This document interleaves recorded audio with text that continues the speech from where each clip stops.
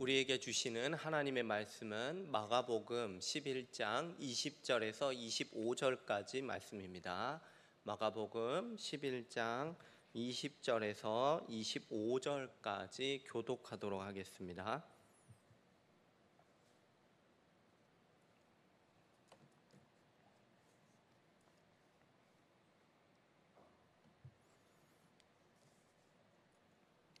마가복음 11장 20에서 25절까지 말씀입니다. 같이 교독하실까요? 제가 먼저 읽도록 하겠습니다. 그들이 아침에 지나갈 때에 무화과 나무가 뿌리째 마른 것을 보고 22절 시작. 베드로가 생각이 나서 여짜오되 라삐어 보소서 저주하신 무화과 나무가 말랐나이다. 예수께서 그들에게 대답하여 이르시되 하나님을 믿으라. 내가 진실로 너희에게 이르노니 누구든지 이 산더러 들리어 바다에 던져져라 하며 그 말하는 것이 이루어질 줄 믿고 마음에 의심하지 아니하면 그대로 되리라. 그러므로 내가 너희에게 말하노니 무엇이든지 기도하고 구하는 것은 받은 줄로 믿으라. 그리하면 너희에게 그대로 되리라. 서서 기도할 때에 아무에게나 혐의가 있거든 용서하라. 그리하여라 하나님 계신 너희 아버지께서도 너희 허물을 사하여 주시리라 하시니라. 아멘. 이 시간 말씀으로 은혜 받기 원합니다. 할렐루야. 아멘. 오늘 읽으신 말씀은요 아마 유명한 말씀일 거예요. 좀 신앙의 연배가 되시거나 성경을 좀 꼼꼼하게 보신 분들은 아시는 말씀일 겁니다. 보니까 어떻게 적혀 있습니까? 산더러, 산 보고 들리어 가지고 바다에 던져지라 라고 하면은 그 말하는 것이 이루어질 걸 믿으면 그대로 될 거다라는 말씀입니다. 한번 다시 말씀드려 볼까요? 믿음으로 그 산 보고요 바다에 던져져라 라고 하면은 그대로 믿음대로 될 거다라는 그런 말씀이에요. 그런데 오늘 본문 말씀을 보시면서요 이 말씀이 여기에 위치해 있었어 싶으실 거예요. 왜 그러냐면요 아무리 봐도 베드로가 하는 말에 대한 예수님의 대답이라고 봤을 때 그 답변이 좀 매끄럽지 않기 때문입니다. 뭔가 좀 어색하고 베드로의 말에 대한 예수님의 대답이 좀 엉뚱한 말씀을 하시는 것처럼 보이기 때문이죠. 베드로가 먼저 뭐에 대해서 얘기를 했는지 한번 다시 돌아가서 한번 보실까요? 20절과 21절입니다. 그들이 아침에 지나갈 때에 무화과 나무가 뿌리채 마른 것을 보고 베드로가 생각이 나서 여짜오되 라삐어 보소서 저주하신 무화과 나무가 말랐나이다.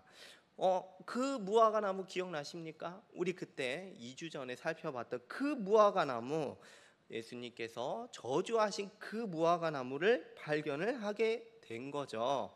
무화과 나무를 다시 발견했는데 다시 보니까 어떻게 돼 있어요? 뿌리채, 아예 그냥 뿌리채 말라 있었던 거예요. 그래서 베드로가 그거를 보고 예수님께 보고하는 내용이에요. 예수님이 그때 저주하신 무화과 나무 있지 않습니까? 이게 지금 뿌리채 말라 있습니다. 이렇게 놀라면서 보고하는 그 장면입니다. 맞습니다. 이 무화과 나무는요 제가 말씀드렸지만 예수님께서 전날에 영원히 열매를 맺지 못할 거다 하면서 저주를 하셨던 바로 그 나무입니다.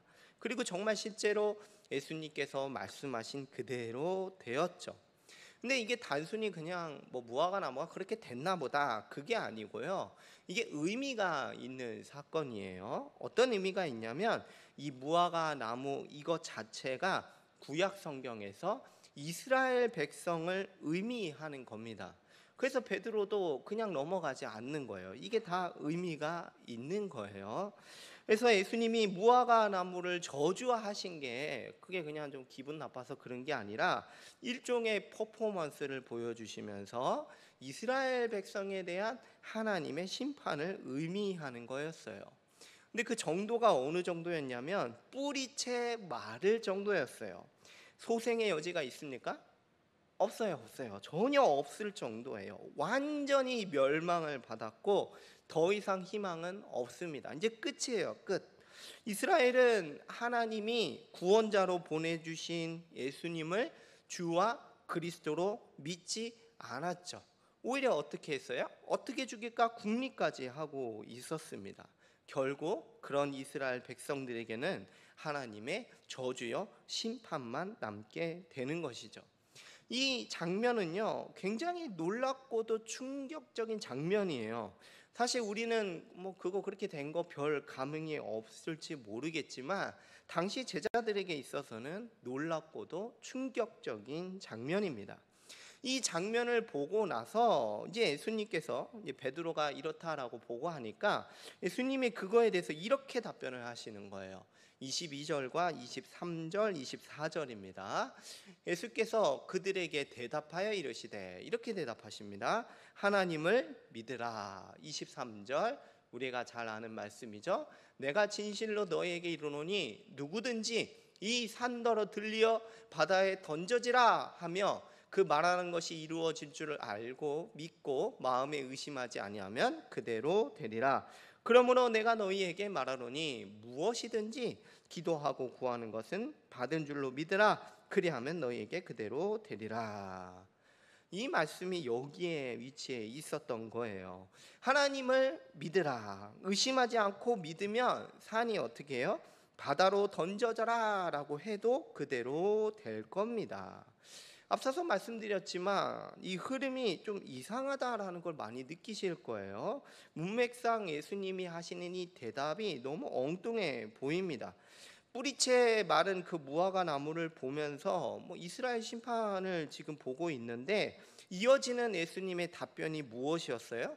기도의 능력에 대해서 말씀하고 있어요. 그러니까 마치 지금 예수님이 동문서답하시나 이런 느낌이 들게 되는 거죠. 도대체 이게 무슨 말씀입니까? 예수님께서 하시는 이 말씀을 우리가 어떻게 이해하면 될까요? 다시 한번 우리가 본문 말씀을 보면요 이렇게 돼 있습니다. 이 산더러 들리어 바다에 던져지라. 이 대화하는데 왜 갑자기 뜬금없이 산이 등장하냐? 이 산이 가리키는 게 있습니다. 이 산은 뭐냐면 성전이 있었던 그 성전산을 말하는 거예요. 예수님이 산을 말씀하실 때 뭐라고 하냐면 성경 말씀 다시 보니까 그냥 산 이렇게 안 하시고 이 산이라고 그래요. 이 산, 영어로 this죠. 그러니까 바로 저 산이라고 예수님께서 말씀하시는 거예요. 예수님이 이 산이라고 할 때는 특정 산을 가리켜서 지금 말씀을 하시는 겁니다. 그러니까 바로 성전이 있었던 그 산에 대해서 지금 예수님이 말씀하시는 거예요. 성전의 산이 들리워서 바다에 던져져 버리는 것도 하나님이 하실 수 있다. 하나님을 믿어라. 지금 이 말씀을 하시는 겁니다. 이스라엘의 심판을 상징하는 무화과 나무가 진짜 뿌리까지 많은 걸 보고요 놀라워하는 그 베드로에게 예수님이 이렇게 말씀하시는 거예요. 하나님을 믿어라. 하나님은 능히 그 성전산조차도 아주 뿌리 뽑혀서 바다에 던져버릴 수 있다. 이거를 믿으라는 것입니다. 성전은요 이스라엘 민족을 상징하는 겁니다. 성전은 이스라엘 민족을 상징하는 거예요.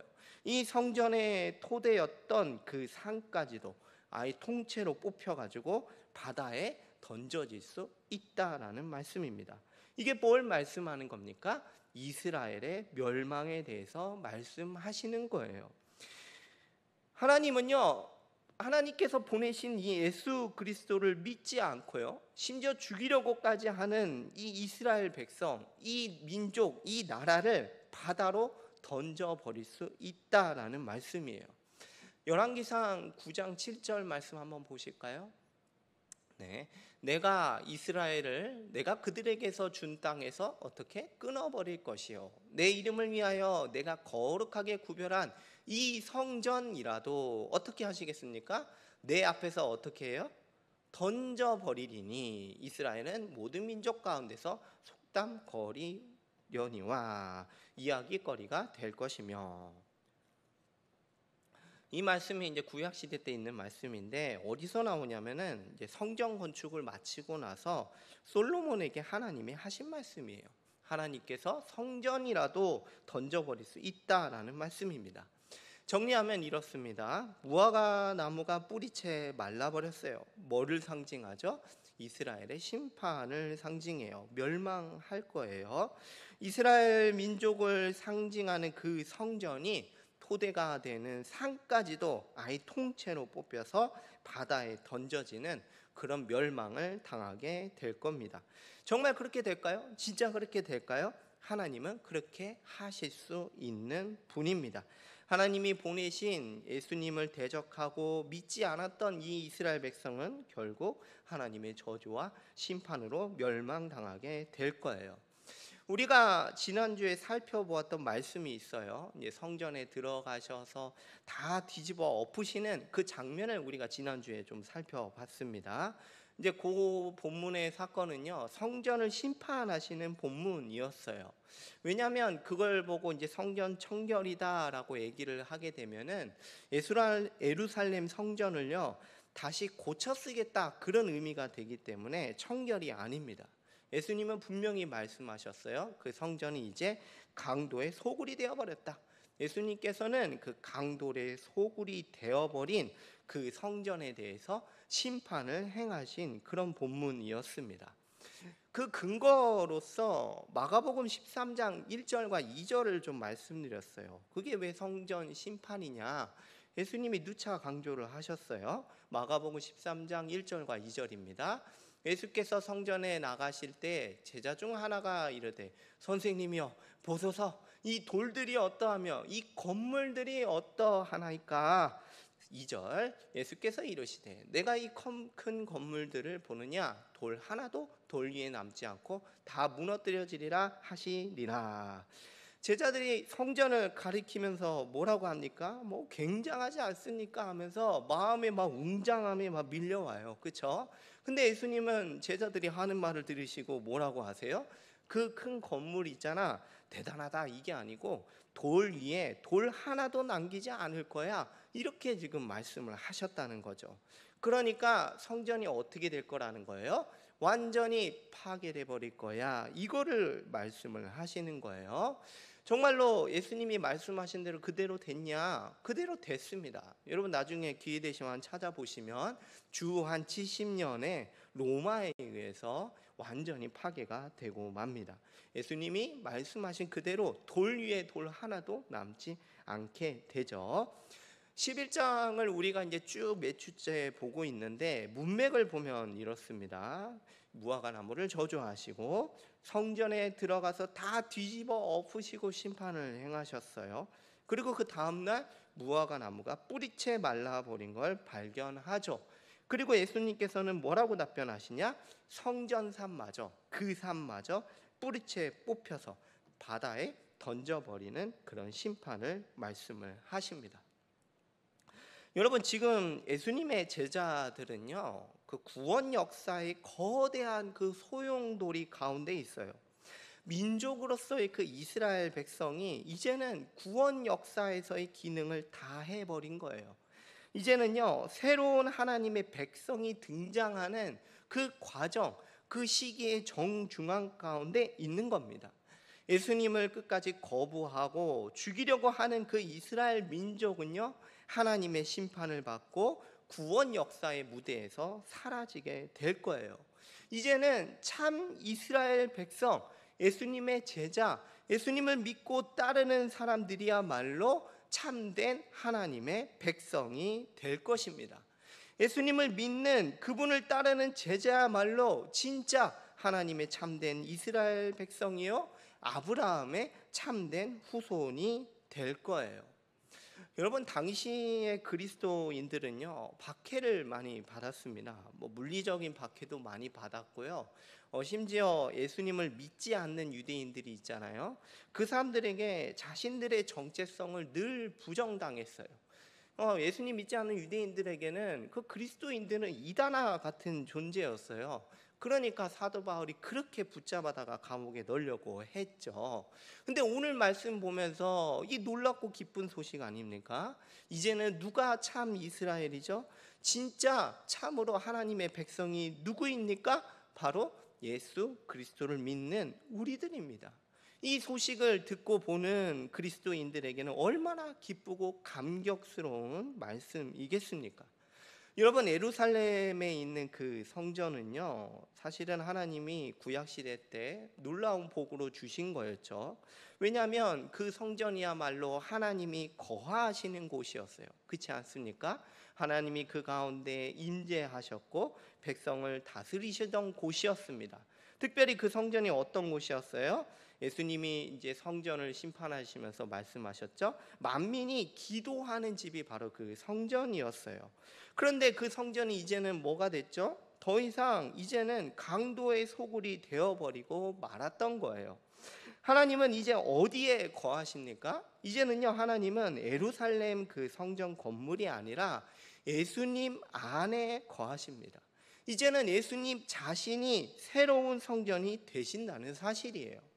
요한복음 2장 19절 말씀을 한번 보실 텐데요. 예수님께서 요한복음에서 성전을 심판하시고 하신 말씀이에요. 한번 우리 같이 한번 읽어보겠습니다. 시작.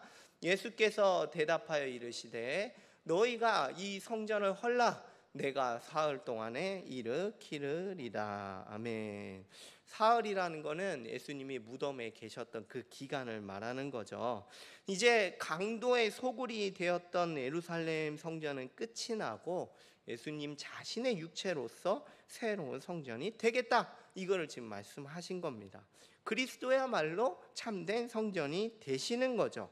예수님의 그 십자가 사역으로 말미암아 성전에 드렸던 그 무수한 제사들 있지 않습니까? 그 모든 제사 기능이 예수님으로 완성이 되었습니다. 예루살렘 성전의 휘장이 찢어져 버렸어요. 이제는 예수님 자신이 하나님의 임재예요. 하나님을 만나는 그 장소가 되신 것입니다. 고린도전서 3장 16절 말씀 한번 보실까요? 같이 한번 읽겠습니다. 시작. 너희는 너희가 하나님의 성전인 것과 하나님의 성령이 너희 안에 계시는 것을 알지 못하느냐. 이제 참된 성전은요, 예수님 안에 있는 우리라는 말씀이에요. 하나님은 성도들인 우리 교회를요 거처로 삼으시고 우리와 함께 하신다, 그거를 말씀하는 거예요. 예수님을 믿는 우리가 예수님 안에서 하나님께 기도할 수 있게 되었습니다. 예수님을 믿는 우리가 예수님의 이름으로 하나님을 아버지라고 부르면서 기도할 수 있게 된 거예요. 예수님께서 우리에게 이제 말씀하세요. 24절만 한번 보겠습니다. 24절이요. 24절만 우리 한번 같이 읽어보겠습니다. 시작. 그러므로 내가 너희에게 말하노니 무엇이든지 기도하고 구하는 것은 받은 줄로 믿으라. 그리하면 너희에게 그대로 되리라. 아멘. 24절 좀 띄워주시고요. 잠시만. 예수님께서 누구에게 말씀하시죠? 내가 너희에게 말하노니. 지금 누구한테 말하고 있냐면 제자들에게 말씀하시는 거예요. 지금 말씀을 듣고 있는 여러분들에게 예수님께서 말씀하시는 거예요. 예수님을 믿고 따르는 제자된 우리들에게 예수님이 말씀을 하시는 겁니다. 하나님의 참된 백성인 참 이스라엘인 우리에게 말씀하시는 거예요. 아브라함의 참된 후손이 된 우리에게 말씀하십니다. 뭐라고 말씀을 하십니까? 예수님을 믿고 따르는 제자된 우리들에게 무엇이든지 기도하고 구하는 것은 받은 줄로 믿으라. 그리하면 너에게 그대로 될 것이다. 이걸 우리에게 말씀하고 있습니다. 예수님께서는 그리스도를 배척하고 거절하는 이스라엘에게 산마저 통째로 뽑혀서 그 바다에 던져질 거다 심판을 선언하시고, 이제는 예수님을 믿고 따르는 제자된 우리들에게 뭐든지 기도하고 구하면 받은 줄로 믿어라. 내가 너희의 기도를 듣고 응답하겠다. 이거를 말씀하는 겁니다. 하나님의 참된 백성이 된 우리가 이제 하나님을 아버지라고 부르며 기도할 수 있게 된 거예요. 참된 성전이 되시는 예수님의 이름으로 하나님께 기도할 수 있게 된 것입니다. 마가복음 11장 17절 말씀입니다. 예수님께서 성전에 대해서 심판하시면서 가르쳐 주셨어요. 뭐라고 가르쳐 주셨죠? 이에 가르쳐 이르시되 기록된 바 내 집은 어떤 집입니까? 만민이 기도하는 집이라. 참 성전이 되시는 그 예수님 안에서 우리가 이제 하나님께 기도할 수 있게 된 것입니다. 우리가 기도할 때요, 우리 주님께서는 들으시고 응답을 해주세요. 11장 22절 말씀을 다시 한번 보겠습니다. 11장 22절. 예수께서 그들에게 대답하여 이르시되 하나님을 어떻게 해요? 믿으라. 여러분 믿으십시오. 믿으십시오. 예루살렘 성전 산도요, 능히 바다에 던져 버리시는 분이시니까 능히 우리를 새로운 하나님의 백성으로 만드시고 우리를 하나님이 거하는 참된 성전으로 삼을 수 있다. 우리야말로 참된 성전이다. 이거를 믿으십시오. 마태복음 6장 33절입니다. 그런즉 너희는 먼저 그의 나라와 그의 의를 구하라. 그리하면 이 모든 것을 너희에게 더하시리라. 여러분 주님께 기도하십시오. 우리가 이제 드디어 참 이스라엘 백성이며 주님께 기도할 때 우리 주님께서 들으시고 응답하실 겁니다. 특별히 여러분 그의 나라와 그의 의를 위하여 기도하십시오. 또한 각자의 기도 제목, 각자의 필요를 놓고 기도하십시오. 우리 주님께서 들으신다고 응답하지 않으십니까? 우리 주님께서 분명히 우리의 기도를 들으시고 응답해 주실 것입니다. 두 번째로는요, 이제 서로 용서하시기 바라겠습니다. 우리 마가복음 12장 24절과 25절을 한번 연결해서 보실까요? 같이 한번 읽어보겠습니다. 시작. 그러므로 내가 너희에게 말하노니 무엇이든지 기도하고 구하는 것은 받은 줄로 믿으라. 그대로 되리라. 그리고 이어서 하시는 말씀이에요. 같이 읽겠습니다. 서서 기도할 때 아무에게나 혐의가 있거든 용서하라. 그리하여야 하늘에 계신 너희 아버지께서도 너희 허물을 사하여 주시리라 하시니라. 아멘. 기도를 말씀하시고 이어서 용서를 말씀하십니다. 기도할 수 있는 하나님의 백성이 된 여러분, 용서하십시오. 혐의가 있다? 이게 이제 한자 말이라서 저도 좀 어려워서 좀 찾아봤습니다. 이 혐의가 있다라는 것은 그 새 번역이나 이제 다른 번역을 참고해 보면은 어떤 사람과 등진 일이 있으면 그 사람을 용서해 줘라 이 말씀입니다. 뭐 어떤 일로 이제 용서할 수 없고 뭐 서로 등지게 된 상황이 있던 거죠. 근데 그 등지게 된 사람을 어떻게 하라고요? 용서해라. 혐의가 있거든 용서해라. 이걸 우리에게 말씀하는 거예요. 그러니까 뭐예요? 우리는 기도하는 자인 동시에 또 어떤 자라는 거죠? 용서하는 자다. 이걸 우리에게 가르쳐 주시는 겁니다. 여러분 우리가 주기도문에서 용서하겠다고 기도하지 않습니까? 주기도문 내용 기억나시죠? 우리가 우리에게 죄 지은 자를 사하여 준 것 같이 우리가 이렇게 주기도문에서 매일매일 기도합니다. 용서하겠습니다. 용서하겠습니다. 이렇게 기도하지 않습니까? 여러분 우리가 용서할 수 있는 그 근거가 뭘까요? 내가 지체를 이렇게 용서할 수 있는 그 근거가 뭐겠습니까? 생각해 보면은 내가 모든 죄를 용서받은 자이기 때문에 용서할 수 있는 거죠. 용서의 근거가 바로 내가 용서받았다는 사실이에요. 예수님의 그 십자가 대속적 죽음으로 모든 죄를 용서받은 자입니다. 이미 하나님께 용서받은 사람으로서 마땅히 용서를 하는 거죠. 우리는요 하나님께 10,000달란트나 탕감받은 자예요.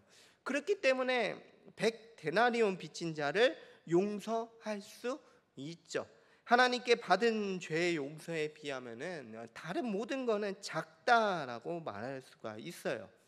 물론 사연이 있을 거예요. 뭐 할 이야기들이 많이 있지 않을까요? 뭐 이미 여러분들은 용서하려고 애를 많이 쓰고 있을 거라고 생각을 합니다. 저도 이제 그 부분에 대해서 동감을 해요. 또 저도 역시 저 또한 용서해야 되고, 한편으로는 반대로 저도 용서를 받아야 할 사람입니다. 조금만 더 생각을 해보면요, 특별히 교회가 어떤 곳입니까? 바로 한 몸 된 교회죠. 각 사람은요, 그 몸의 지체가 되지 않았습니까? 여러분, 이 사실을 믿습니까? 이거를 믿는다면은, 내가 지체되었으며 한 몸 된 교회에 속했다는 것을 믿는다면 용서할 수 있죠. 그래야만 하는 겁니다. 이것이야말로 거룩한 삶인 겁니다. 에베소서 4장 32절 말씀은 이렇게 우리에게 권면합니다. 우리 같이 읽어보겠습니다. 시작. 친절하게 하며 불쌍히 여기며 서로 용서하기를 하나님이 그리스도 안에서 너희를 용서하신과 같이 하라. 어떻게 해요? 하나님이 그리스도 안에서 너희를 용서하신과 같이 서로 친절하게 하고 불쌍히 여기고 서로 용서해라. 이걸 우리에게 말씀하는 겁니다. 우리 주님께서는요, 우리에게 뭐 대단한 뭐를 요구하시는 게 아니에요. 우리 주님께서 원하시는 것은 바로 이 용서하는 것, 이걸 우리에게 원하시는 겁니다. 이번 말씀을 좀 정리를 해보면서요, 굉장히 이 말씀이 감격적이지 않습니까? 예수 그리스도를 믿는 우리가 참된 하나님의 백성이 되었다는 사실이에요. 우리가 참된 이스라엘 백성으로서 이제는 하나님께 기도할 수 있다는 사실입니다. 또한 기도할 때 주님께서 들으시죠. 여러분, 복된 소식 아닙니까? 예수님이 이제 참된 성전이 되신다는 사실이에요. 우리가 그분 안에서 기도할 때, 성전 되시는 예수님의 이름으로 기도할 때 하나님께서 들으신다는 사실입니다. 사랑하는 성도 여러분, 기도하십시오. 기도하십시오. 또한 기도하는 자인 동시에 용서하십시오. 그런 자들이 되기를 주님의 이름으로 축복합니다.